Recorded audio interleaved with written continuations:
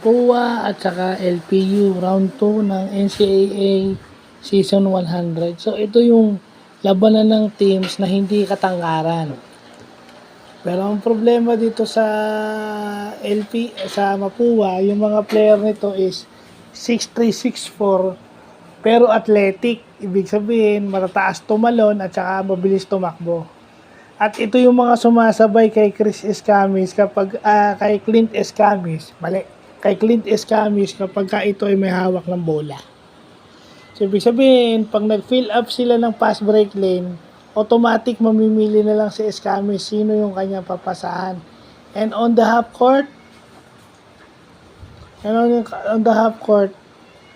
ang ano rin nila sa ball screen offense, ang dami rin nilang options. At meron pa silang Escamis na pwedeng pumuntos anytime. So, anong ginagawa ng Lyceum para dumikit? Make it half-court game.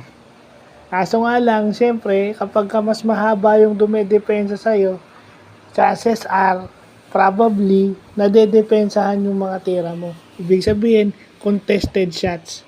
And pag sinabi mong contested shots, yun yung shots na mahirap ipasok dahil may depensa sa harapan mo.